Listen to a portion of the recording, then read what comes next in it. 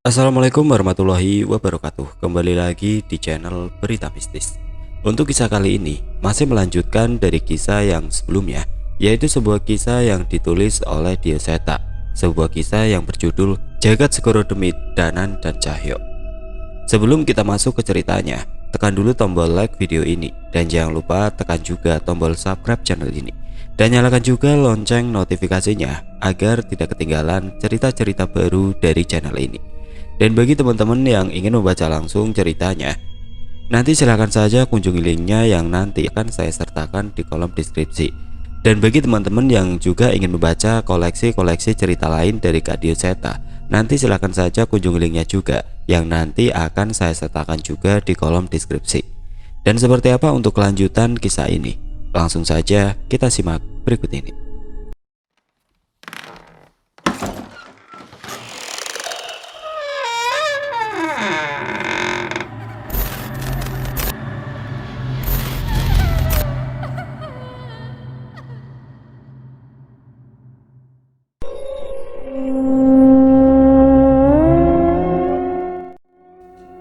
Cerita kali ini diceritakan dari sudut pandang Dirga.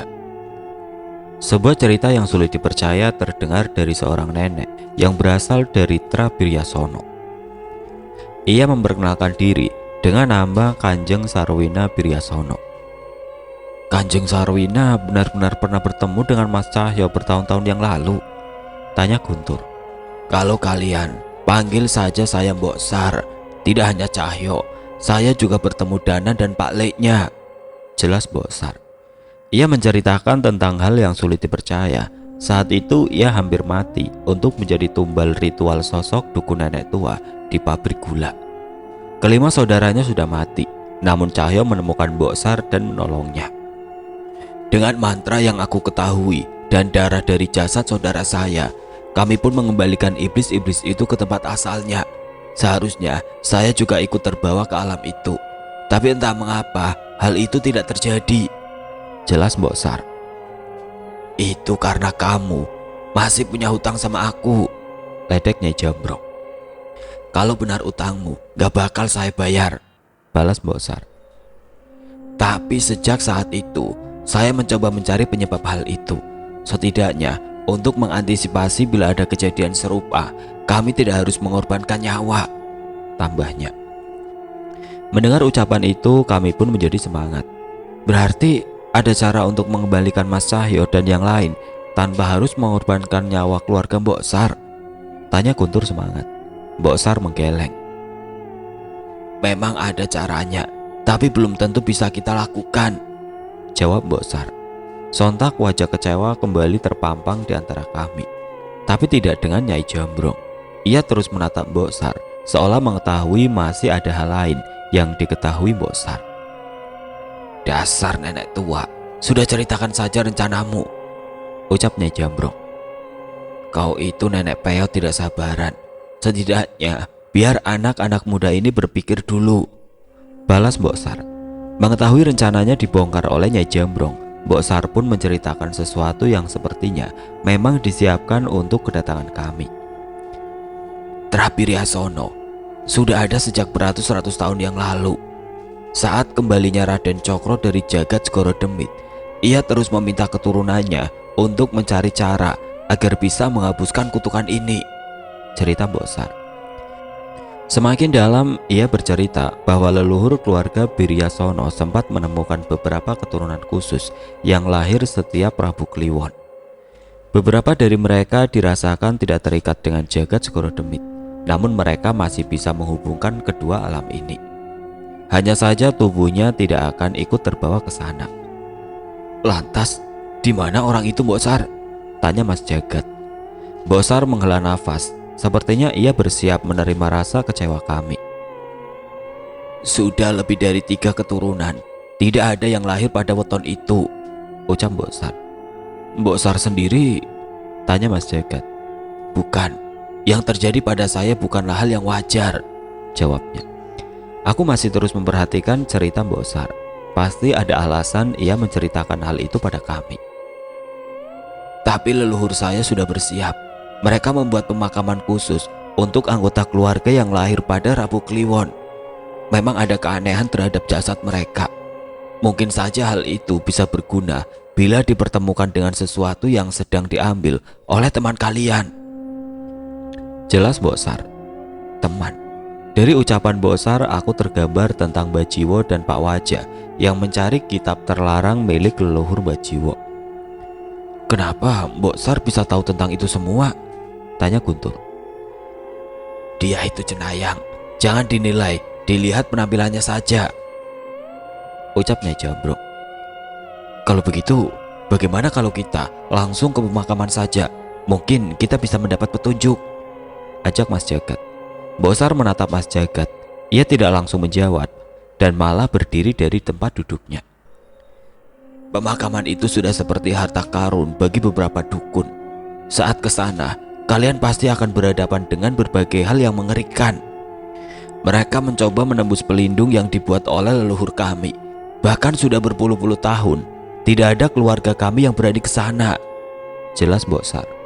Ia berjalan kembali sembari membawa sebuah tempayan air. Guntur berdiri membantu membawakannya mendekat ke arah kami bersama satu buah dirijen yang berisi air. Ini buat apa, Mbok? Tanya Guntur. Selain itu hal tadi, ada juga yang ingin aku tunjukkan dulu kepada kalian sebelum kita pergi, tambah Bosar.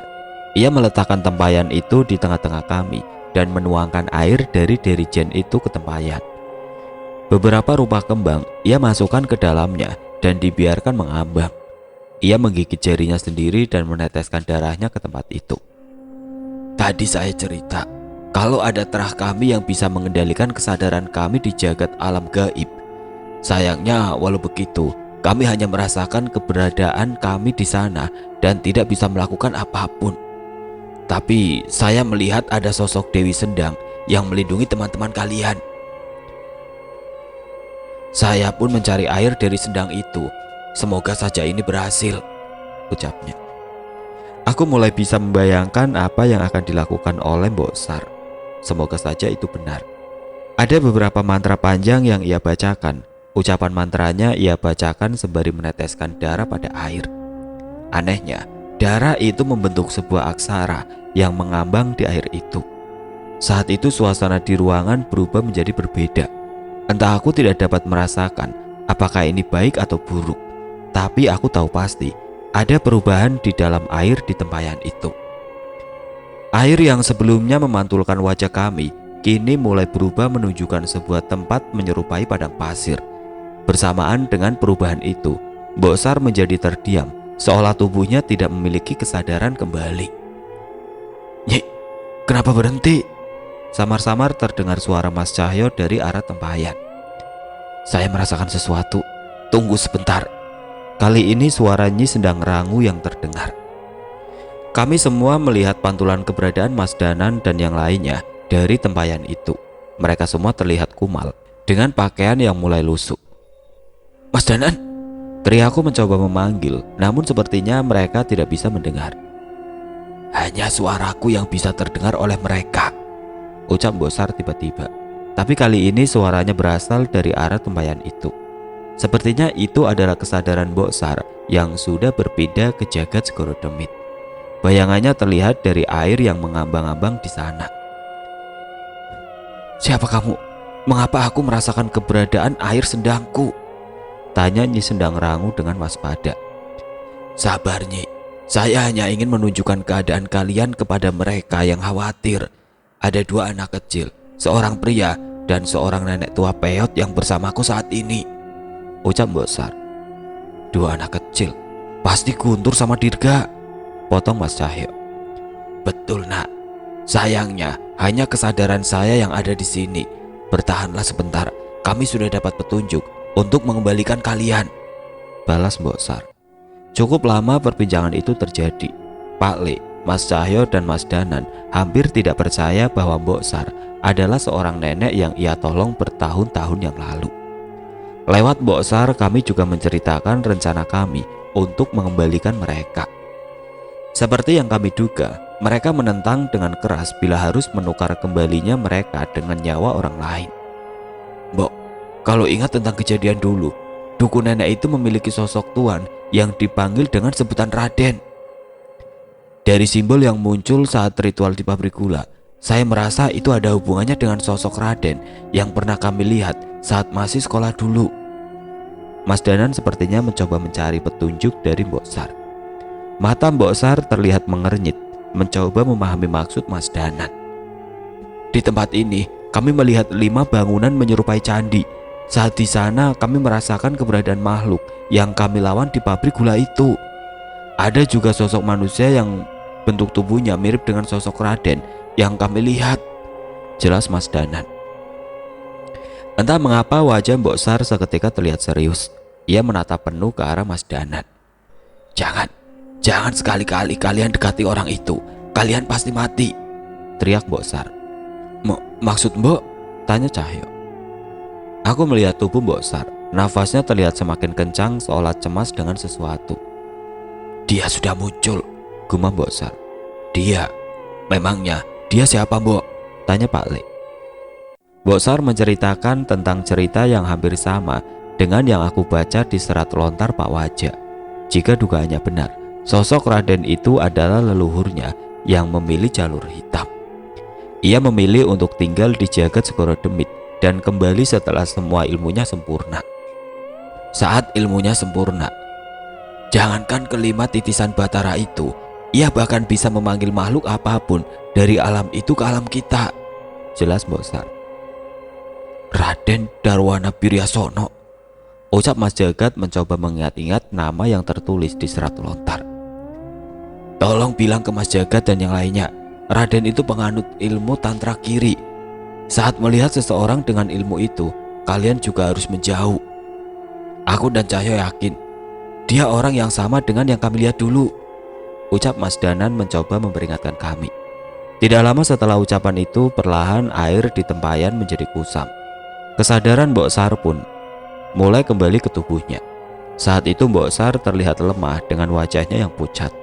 Mungkin saja hal ini terjadi setiap Mbok Sar kesadarannya mulai kembali. Kita harus cepat, ucap Mbok Sar. Kenapa jadi buru-buru, Mbok? Tanya Guntur. Tanpa menunggu jawaban, Nyai Jambrong segera membuka lembar pintu rumah dan bersiap untuk keluar. Kalau Raden mulai kembali, ia pasti juga mengincar sesuatu di makam itu. Dan bila dia mendapatkannya, yang terjadi akan semakin mengerikan, jelas Mbok Sar. Kami pun mengikuti perintah Mbok Sar untuk keluar dan mengikuti petunjuknya. Terlihat sudah ada beberapa keranda yang sepertinya berisi jenazah anggota keluarga Biryasono yang dibunuh kemarin.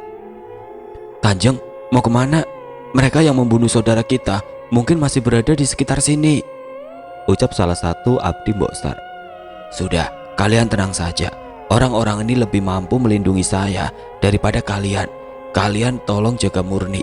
Jangan sampai traumanya berkepanjangan, perintah Mbok Sar. Abdi itu menoleh ke arah kami sebentar dan memilih percaya dengan ucapan Mbok Sar. Baik Kanjeng, perintah saya terima, ucapnya yang segera meninggalkan kami. Tidak ada yang salah dari ucapan abdi tersebut. Dari sini pun aku sudah merasakan ada yang mengintai kami dari jauh. Aku pun sadar ada sesuatu yang membuat mereka tidak bergerak menyerang kami. Itu pasti karena keberadaan Nyai Jambrong di dekat kami. Mobil Mas Jagat hanya mampu mengantar kami sampai ke sebuah mulut hutan. Tempat yang dimaksud oleh Mbok Sar ternyata jauh lebih dalam dari yang kami kira. Walau begitu, entah mengapa Mbok Sar tetap terburu-buru melangkah ke dalam hutan. Walau terlihat tidak akur, aku sempat melihat Nyai Jambrong menyalurkan tenaga ke Mbok Sar agar ia bisa berjalan lebih cepat. Aku benar-benar penasaran dengan hubungan kedua nenek tua ini. Setelah melewati hutan-hutan yang lebat, kami terhenti tepat di hadapan sebuah pintu goa yang menurutku cukup kecil. Mungkin hanya sebesar 2 orang dewasa. Entah bagaimana isinya. Mbok, jangan bilang makam itu ada di dalam goa, tanya Guntur panik. Kalau takut tunggu saja di luar sambil main kelereng, ledeknya Jambrong. Enak saja, mana mungkin Guntur takut. Artinya kan kita harus cari sesuatu yang bisa jadi penerangan, balas Guntur.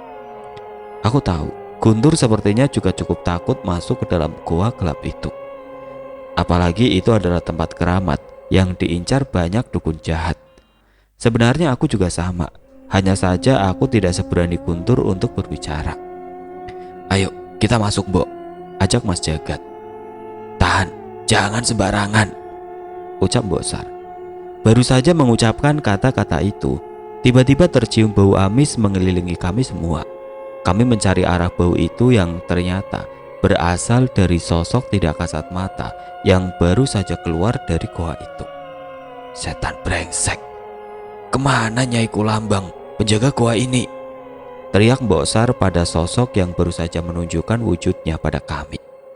Makhluk hitam besar dengan 3 kali tubuh manusia biasa. Bau mayat tercium dari seluruh tubuhnya. Rambut dan bulu di tubuhnya menutupi.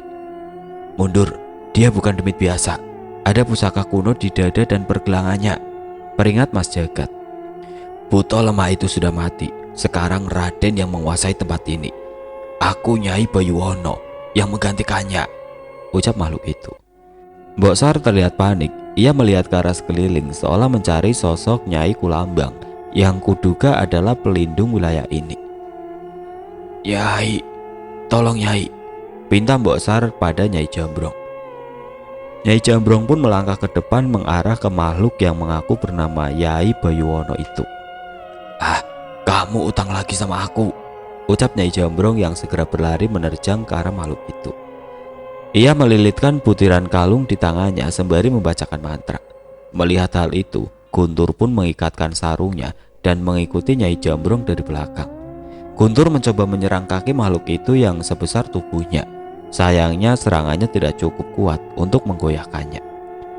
Tapi berbeda dengan Nyai Jambrong. Dengan sekali pukulan makhluk itu terpukul mundur. "Aku tidak punya waktu berurusan dengan kalian," teriak setan itu yang segera memukulkan tangannya ke arah Nyai Jambrong. Tapi seperti yang kami duga, Nyai Jambrong mampu menghindari serangan itu dengan mudah. Sayangnya bukan itu masalah utamanya. Bau menyengat tercium dari pusaka yang terletak di dada makhluk itu. Baunya semakin menjijikan hingga membuat kami tidak bisa bernafas. "Bahaya!" Mas Jagat memasuki pertempuran. Ia membacakan ajian pelindung muksa pangreksa yang menghindarkan kami dari ilmu pusaka makhluk itu. Namun ternyata itu tidak berdampak banyak. "Sudah, kalian mati saja. Aku malas meladeni kalian," ucap makhluk itu. Tanpa bisa mengatur nafasnya, Nyai Jambrong terlihat semakin lemah. Mas Jagat kembali ke arahku sebentar dan membisikkan sesuatu. Sementara itu Guntur menutupi wajahnya dengan sarung dan beberapa kali melompat ke arah pohon dan bersiap melancarkan sebuah tendangan yang ia selimuti dengan ilmu kebatinan. "Guntur, jangan!" Aku tahu itu adalah perbuatan bodoh. Makhluk sadar dengan keberadaan Guntur dan bersiap membantingnya dengan pukulannya. Tapi aneh, saat makhluk itu bersiap untuk berdiri, tiba-tiba ia terjatuh. Kaki makhluk itu tidak bisa bergerak. Sementara itu tendangan Guntur berhasil membuat makhluk itu memuntahkan darah hitam dari mulutnya, tepat setelah tendangan Guntur mendarat di belakang kepalanya. "Apa ini bocah brengsek?" Aku melihat kaki makhluk itu terlilit oleh benda menyerupai lidi yang dibuat dengan batang daun lontar. Aku memang pernah mendengarnya bahwa benda itu bisa melukai sosok gaib, tapi aku tidak pernah membayangkan menggunakannya seperti ini. 1-0 ya Mbah, ucap Guntur pada Nyai Jambrong. "Jangan sombong bocah, dia bangun lagi," balas Nyai Jambrong. Nyai Bayuwono kembali berdiri dan bersiap membalas serangan Guntur. Namun dengan sedikit gerakan, Guntur mampu menghindarinya setipis mungkin. Ilmu bela diri itu persis seperti yang aku lihat saat bertarung bersamanya dulu. "Ayo Dirga," ucap Mas Jagat. Sesuai aba-aba, aku mengeluarkan keris dasa sukma dan bersiap menyerang makhluk itu. Seolah menyadari kemampuan pusakaku, makhluk itu mulai mengincarku dan melancarkan sebuah pukulan. Aku tidak bergeming dan terus menerjang Nyai Bayuwono, sementara Mas Jagat mengalihkan arah pukulan makhluk itu dengan serangannya. Merasa mulai terancam, makhluk itu menggunakan pusakanya lagi. Kali ini asap hitam mengelilingi kami. Ada rasa sakit yang menyengat saat asap itu mulai menyentuh kulit kami. "Kupastikan jasad kalian akan menjadi tumbal untuk kebangkitan pusakaku," ucap Nyai Bayuwono yang segera mengibaskan asap itu ke arah kami. Tapi belum sempat ia melakukannya, tiba-tiba asap itu menghilang bersama kedua wujud keris Dasa Sukmaku yang beradu dengan kedua pusaka Yai Bayuwono dan menghancurkannya. Prak! Suara retakan menggema bersama hilangnya bau busuk dan asap hitam yang menyerang kami. Brengsek, sialan kalian! Makhluk itu semakin mengamuk menyerang kami. Namun tiba-tiba sebuah tendangan mendarat tepat di kepala makhluk itu dan membuatnya terkapar ke tanah. Raja bangsa buto saja kuhadapi, apalagi setan bongsor seperti kamu. Tanpa pusaka, kau tidak lebih kuat dari buto alas, ucap Nyai Jambrong yang berhasil menaklukkan makhluk itu. Benar saja, tanpa pusaka, serangan Nyai Jambrong berhasil membuat makhluk itu terkapar di tanah. Jangan urusi makhluk itu, kita harus segera masuk, ucap Nyai Jambrong. Entah mengapa aku merasa Yai Bayuwono merasa ketakutan saat kami pergi ke dalam gua. Tolong Kanjeng, tolong saya. Tanpa pusaka itu, setan-setan kiriman dukun-dukun itu pasti akan membalas dendam kepada saya. Tiba-tiba Yai Bayuwono memohon ampun kepada Kanjeng. Ia merasa ketakutan sembari menatap ke berbagai arah di hutan ini. Benar juga, sedari tadi memang sudah banyak yang mengincar kami. Sosok-sosok mengerikan terlihat dari berbagai sisi hutan mengincar Yai Bayuwono. Demit sialan, berani-beraninya, ucap Nyai Jambrong kesal. Mbok Sar menahan Nyai Jambrong dan mendekat ke arah Yai Bayuwono. Setelah ini, aku akan memasang kembali pelindung di goa ini. Kalau kau bisa berjanji satu hal, mungkin kau kubiarkan masuk, ucap Mbok Sar. Mbok, yang benar, ucapku tidak terima. Mas Jagat menahanku. Sepertinya ia mempercayai keputusan Mbok Sar. Apa itu Kanjeng? Asal saya bisa hidup, akan saya patuhi, ucap Yai Bayuwono. Setelah ini, kamu harus membawa Yai Kulambang kembali ke tempat ini. Bila tidak bisa, kau harus menggantikannya menjaga goa ini sampai akhir hayatmu, perintah Mbok Sar. Menurutku ucapan itu adalah sebuah pengikat. Seandainya setan itu sudah membunuh sosok Yai Kulambang, sudah pasti pilihannya hanyalah menjaga goa ini sampai akhir hayatnya. Yai Bayuwono terdiam mendengar syarat itu. Namun Mbok Sar tidak memperdulikannya dan berpaling masuk ke dalam gua. Saya bersedia Kanjeng, saya berjanji, ucap makhluk itu. Ada sebuah mantra yang dibacakan oleh Mbok Sar. Selain pelindung gua, ada sebuah asap yang menutupi mulut gua. Sumpahmu terikat saat aku melewati asap itu, ucap Mbok Sar.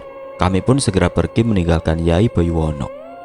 Aku menoleh ke arah makhluk itu dan menyaksikan ia sedang menerima kemungkinan terbaik yang bisa ia dapat setelah memasuki gua ini. Apa Mbok Sar yakin? Tanyaku yang bingung dengan keputusan Mbok Sar. Ia malah mendekat ke sebelahku dan mengusap kepalaku. Makhluk itu adalah Abdi Trah Biryasono. Ia dibawa kuasa Raden Darwana. Lagi pula mengurungnya di goa ini lebih baik daripada mengambil resiko dia lolos berkeliaran di luar sana, jelas Mbok Sar. Mendengar penjelasannya, aku pun mulai mengerti. Semakin berjalan ke dalam, cahaya matahari semakin tidak mampu menjangkau ke dalam. Guntur terlihat sibuk mencoba menyalakan kayu kering yang ia cari dari luar. Gak gitu cara bikin obor, ucap Mas Jagat menghampiri Guntur. Ia pun mengambil sapu tangan di tasnya dan melilitkannya di kayu itu. Ia membakar kain itu, memecahkan koreknya dan membiarkan minyak di dalamnya membasahi kain itu hingga api berhasil membakar kayu yang dibawa Guntur. Nih, pelan-pelan, biasain matamu ya. Api begini gak akan tahan lama, ucap Mas Jagat. Matur nuwun Mas Jagat. Terlihat wajah Guntur terlihat lega. Sepertinya ia masih tidak terbiasa dengan tempat gelap. Aku mendekat ke arahnya untuk mencari penerangan. Tidak lama, tanpa sadar kami pun sampai di sebuah celah batu yang bertuliskan aksara Jawa. Jelas kami merasakan ada sesuatu yang mengerikan di dalam. Kami tidak dapat menggambarkan apa itu. Yang pasti, itu adalah sesuatu yang berbahaya. Ada yang aneh dengan Mas Jagat. Di saat kami ketakutan, ia malah tersenyum membaca tulisan aksara Jawa di batu itu. Mas, kok ketawa? Emangnya itu tulisan apa? Tanyaku yang memang kurang mengerti aksara Jawa.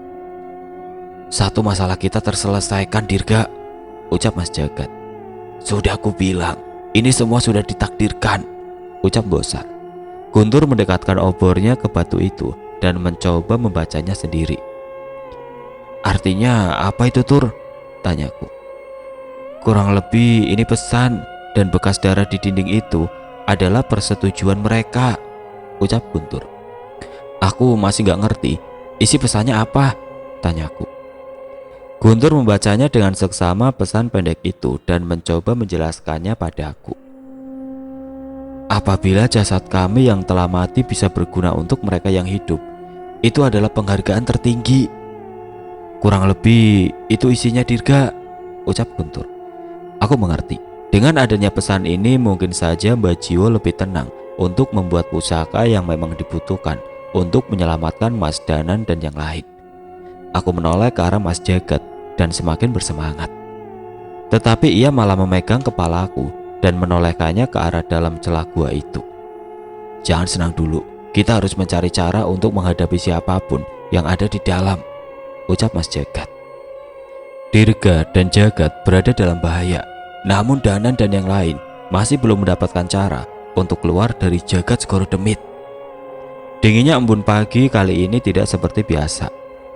Bukan hanya udara pagi yang membuat suasana beberapa hari ini menjadi lebih dingin, tapi kepergian Pak Lek dan Cahyo cukup membuat suasana di rumah menjadi jauh berubah. Kula nuwun, permisi. Terdengar suara seorang perempuan mengetuk pintu rumah Bule dari luar. Bule yang masih memandangi masakannya merasa sedikit tidak asing dengan suara itu. Sekar, kok mendadak? Tanya Bule yang cukup kaget melihat kehadiran Sekar di rumah itu. Iya Bule, kangen, balasnya singkat. Aduh, ayo masuk, maaf rumahnya masih berantakan. Sini Sekar bantu beresin Bule. Bule tersenyum melihat kedatangan Sekar. Namun di balik itu, Bule masih merasa bingung untuk menjelaskan keberadaan Cahyo dan Pak Lek pada Sekar. Sudah, gak usah repot-repot. Bule udah masak sayur asem. Makan dulu yuk, temenin Bule. Sekar nginep kan? Ajak Bule. Iya dong Bule, tenang, Sekar gak bakal ngerepotin lagi kayak dulu, balasnya. Bule sedikit mengingat kejadian saat Cahyo menyelamatkan Sekar saat tragedi gending alas mayit. Saat itu Sekar datang dalam keadaan linglung dan masih sulit untuk berkomunikasi. Wah, menu doyanan Cahyo nih, sayur asam ikan asin. Sekar terlihat bersemangat sembari membantu menghidangkan lauk ke meja makan. Iya Sekar, sayangnya orangnya belum bisa pulang, ucap Bule dengan nada sedih. Sudah gak apa-apa Bule, Cahyo pasti baik-baik saja.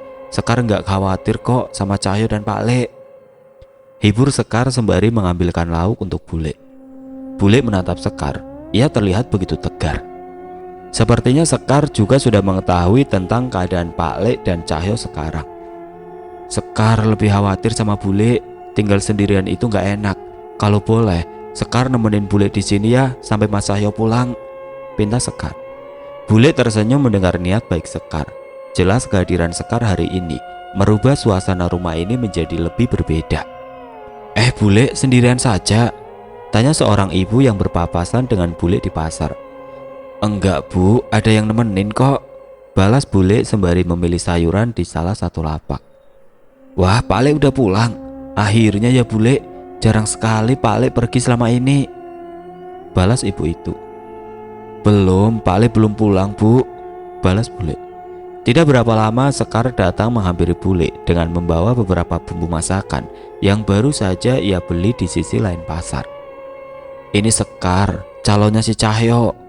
Bule mengenalkan Sekar pada tetangganya itu. Wah, calonnya Cahyo, cantik ya. Bisa-bisanya itu bocah bandel begitu dapat calon serayu ini, balas ibu itu. Sekar menyubit Bule dan seketika menjadi salah tingkah dengan perkenalan itu.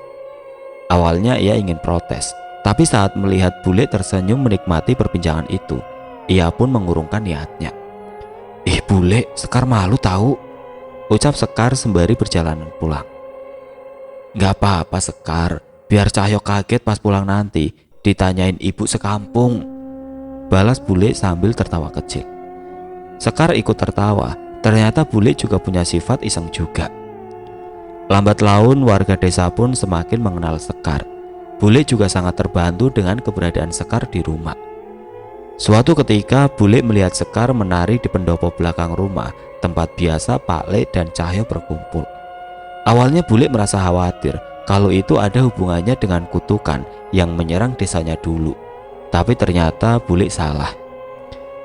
Kekhawatirannya pudar setelah melihat raut wajah Sekar yang menari dengan senyum mengikuti alunan nada yang ia setel dari radio tip milik Cahyo.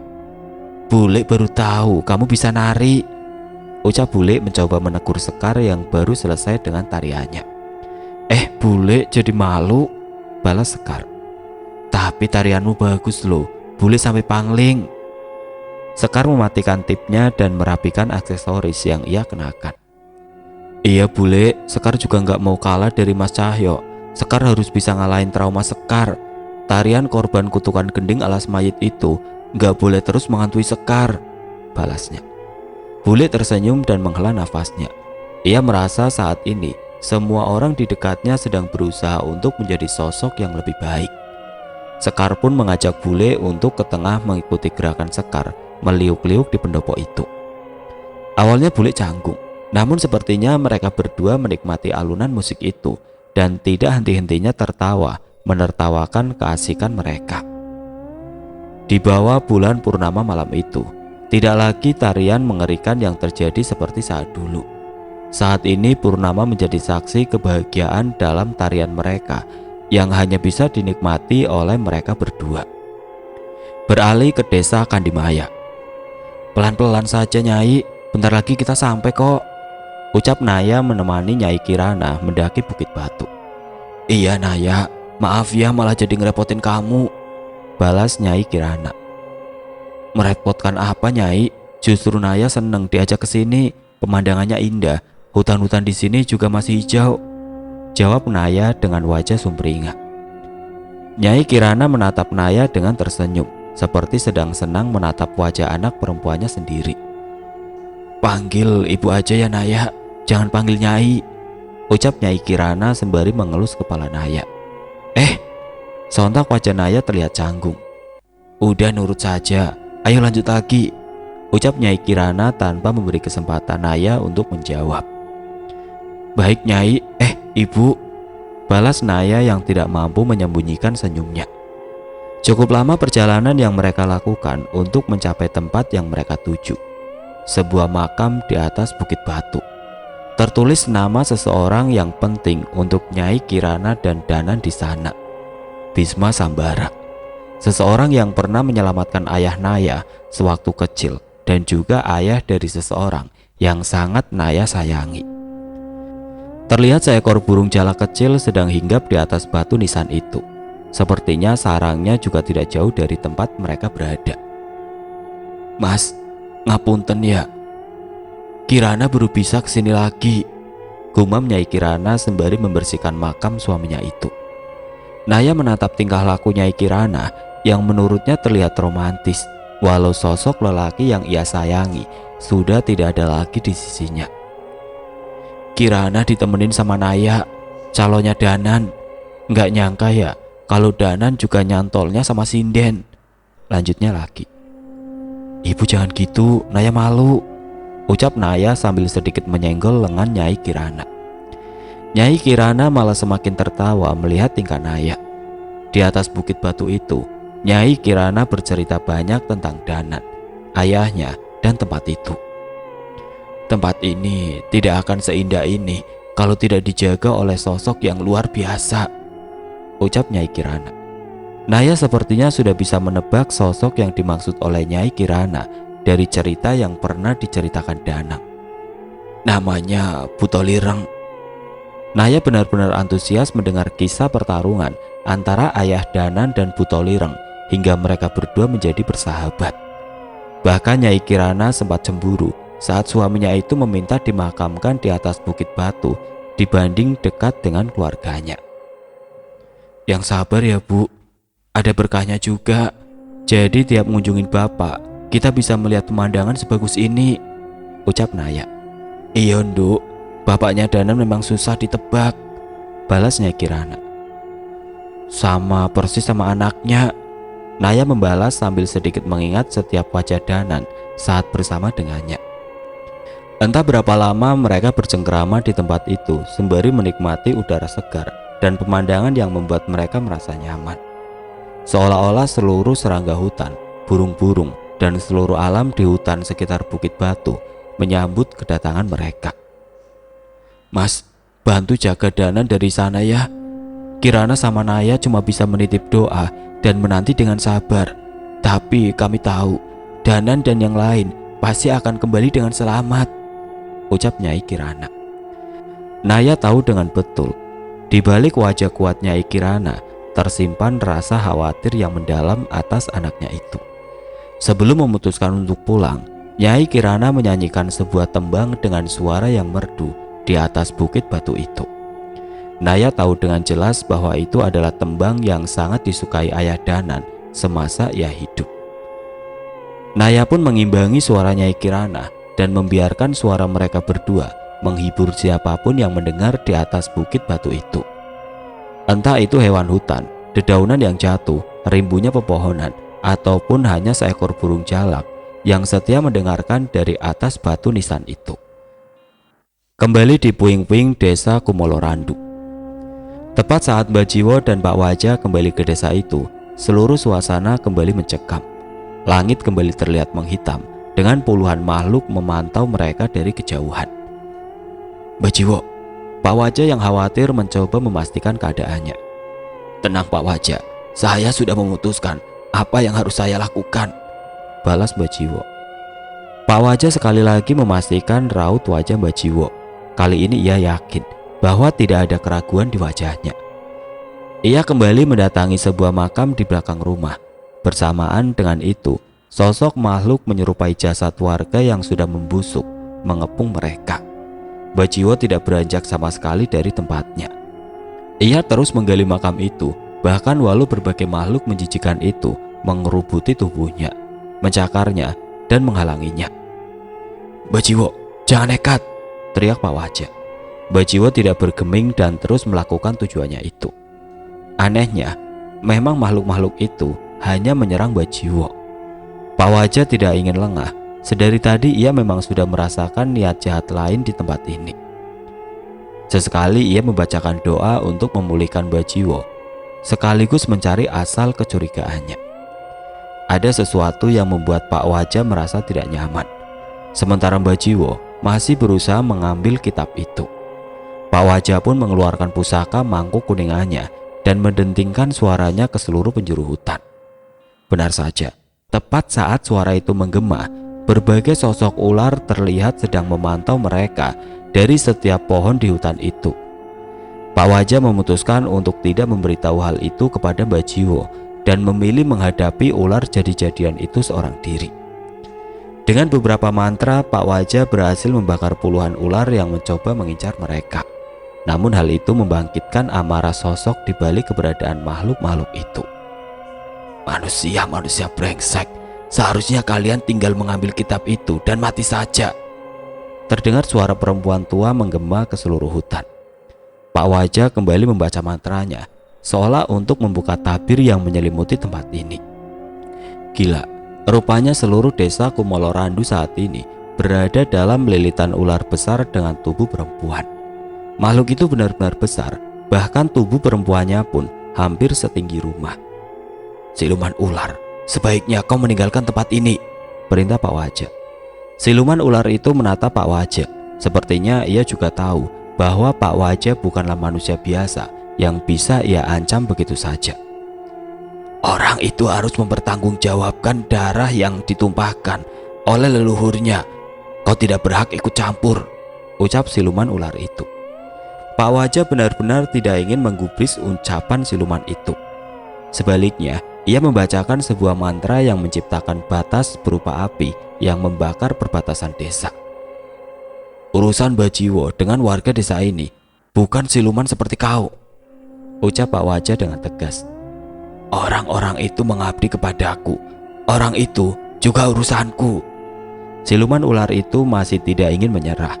Pak Wajah sekali lagi tidak menggubrisnya dan berpaling ke arah Mbah Jiwo untuk memulihkan lukanya walau sedikit. Apa yang Pak Wajah lihat saat itu adalah pemandangan yang mungkin tidak pernah ia lihat lagi.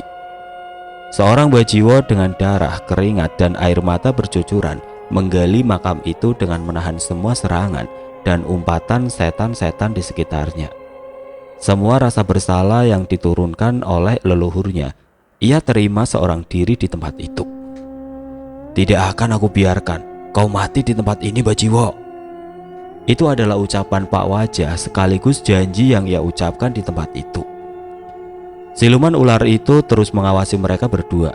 Ia sadar ada sesuatu dari Pak Wajah yang membuatnya tidak bisa mengalahkannya begitu saja. Dengan seluruh tenaga dan kekuatan yang Mbah Jiwo kerahkan, akhirnya cangkulnya berhasil menyentuh sebuah benda yang cukup keras. Sebuah peti tua yang anehnya tidak rusak sama sekali walau sudah dikubur selama beratus-ratus tahun. Kamu tidak berhak atas benda itu. Berapa nyawa lagi yang akan kau korbankan saat menggunakan kitab itu?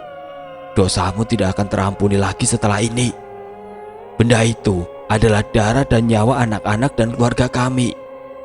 Berbagai ucapan diucapkan oleh sosok mayat-mayat warga itu yang masih berusaha menghentikan Mbah Jiwo. Tapi mata Mbah Jiwo tetap terlihat tegar. Tidak ada satupun ucapan makhluk itu yang menggetarkan keteguhan jiwanya. Sayangnya bukan hanya hal itu yang harus dihadapi olehnya.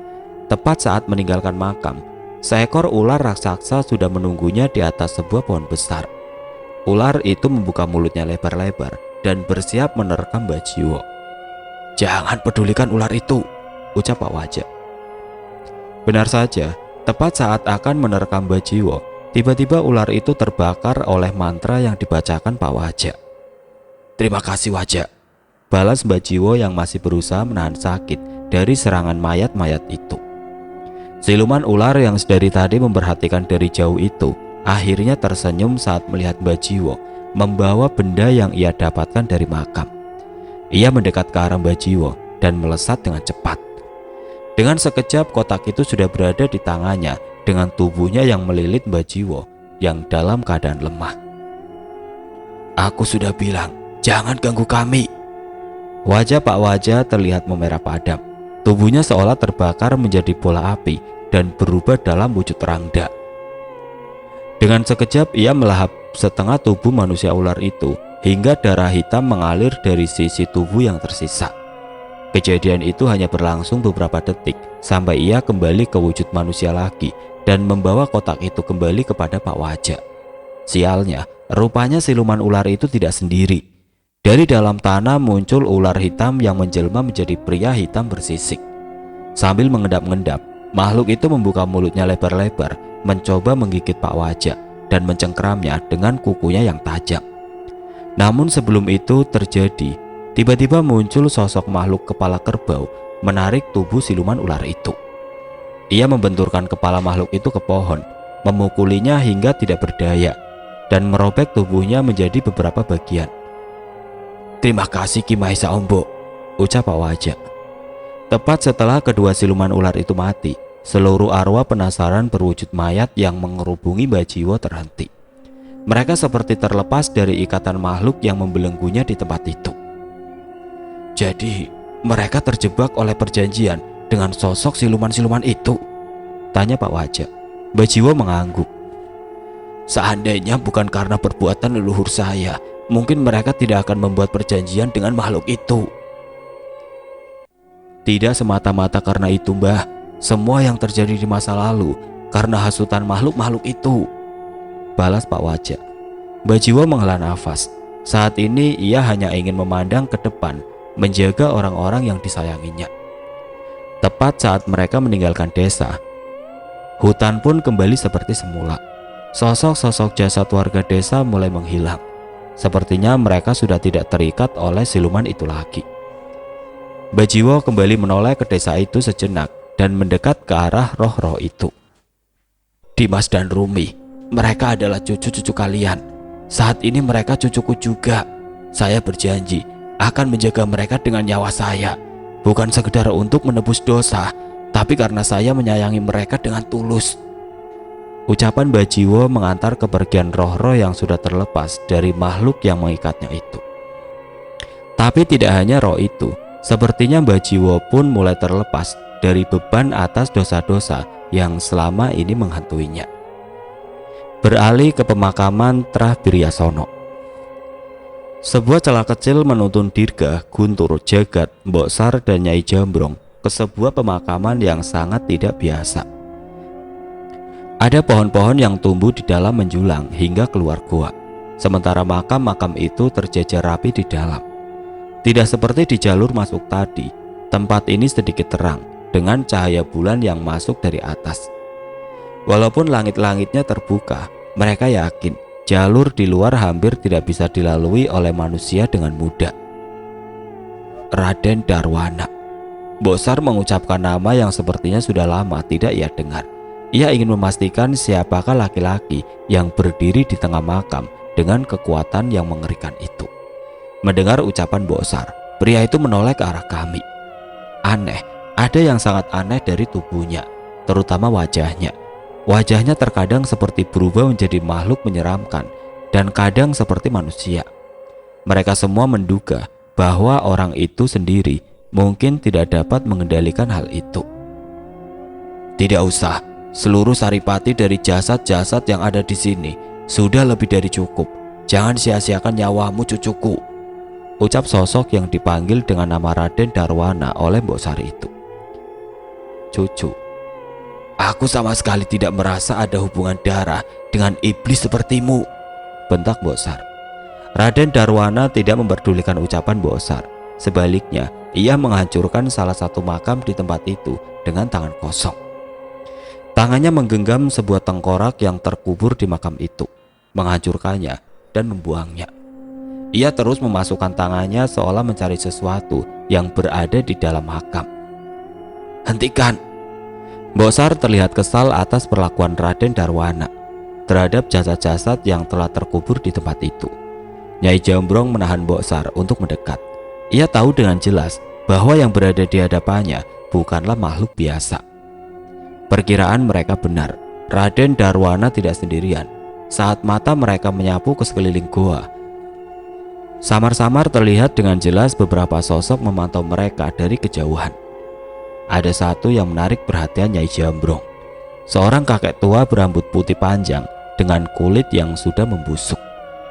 Tubuhnya hanya tertutup sehelai kain yang sudah lusuh. Satu persatu, Raden Darwana merogoh puluhan makam di tempat itu sembari mencari dengan hati-hati. Tulang belulang dan bagian tubuh yang membusuk berserakan dari perbuatan Raden Darwana itu. Lambat laun Mbok Sar pun tidak mampu menahan emosi melihat jasad leluhur-leluhurnya diperlakukan seperti sampah oleh Raden Darwana. Mbok, mata Mbok Sar! Tiba-tiba Guntur berteriak saat melihat tetesan darah dari mata Mbok Sar yang mengalir di pipinya. Sudah ku bilang, jangan nekat, teriak Nyai Jambrong yang dengan kasarnya menjauhkan Mbok Sar dari tempat itu. Rupanya sedari tadi Mbok Sar mencoba menyerang Raden Darwana dengan ilmunya, namun Mbok Sar kalah telak. Mengetahui mengerikannya kemampuan Raden Darwana, Jagat bersama Nyai Jambrong mencoba menghentikan ritual yang dilakukan oleh Raden Darwana. Jagat mengeluarkan sebuah keris dari tasnya dan membacakan sebuah doa. Ada kekuatan merah menyala dari celah warangkanya saat Jagat menarik keris itu keluar. Jagat mengincar dengan benar posisi jantung Raden Darwana dan menghujamkan kerisnya itu.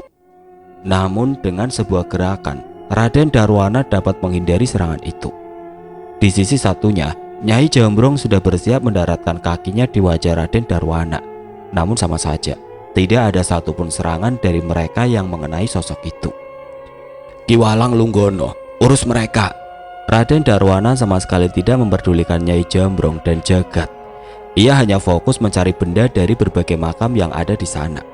Sebaliknya, kali ini sosok kakek menjijikan yang dipanggil Ki Walang Lunggono sudah menghadang kami. Jagat tidak ingin mengulur waktu lagi.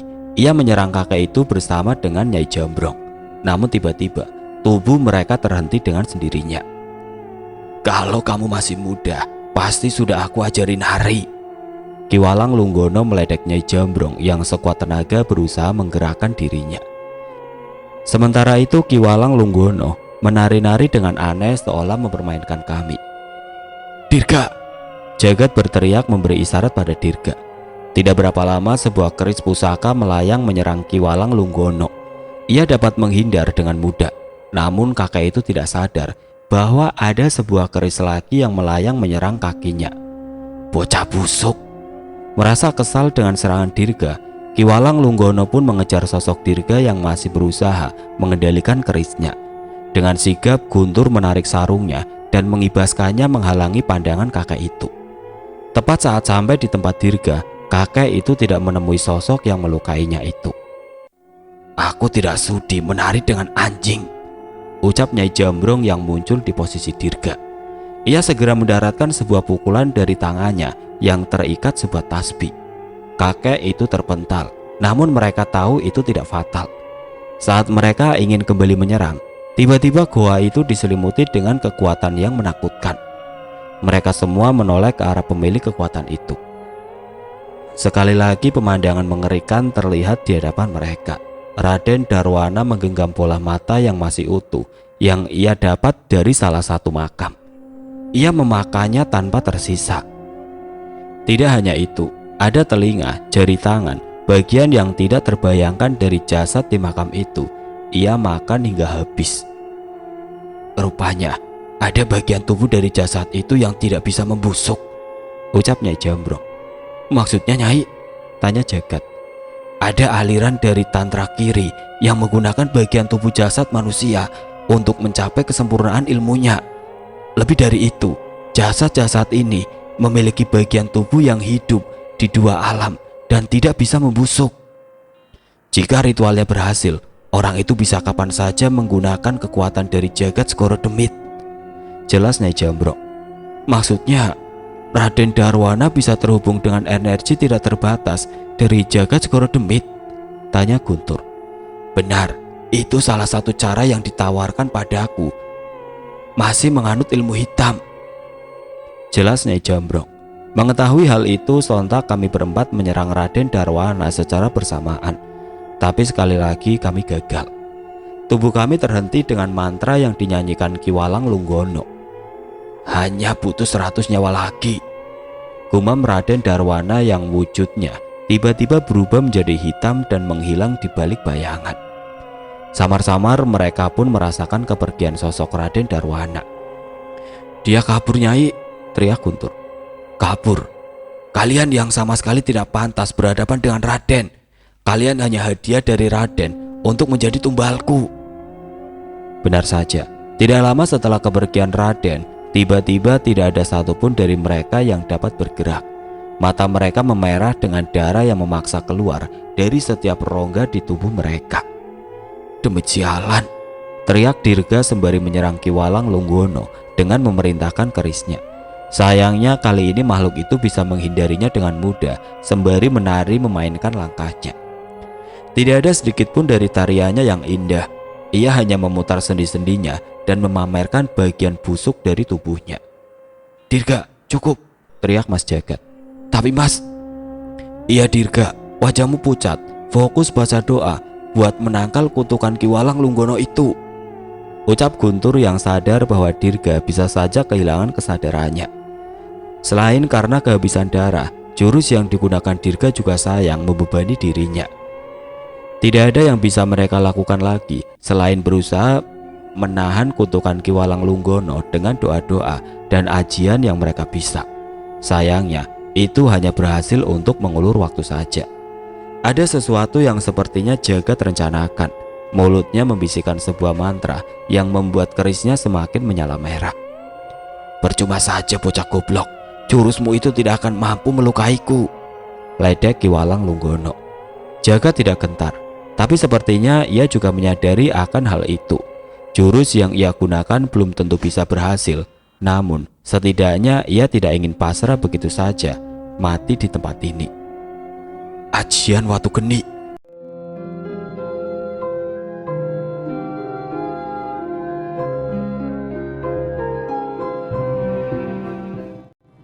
Oke teman-teman, sampai di sini dulu ceritanya. Nantikan kelanjutan kisah ini di video berikutnya. Agar tidak ketinggalan, klik tombol subscribe channel ini dan nyalakan lonceng notifikasinya. Wassalamualaikum warahmatullahi wabarakatuh.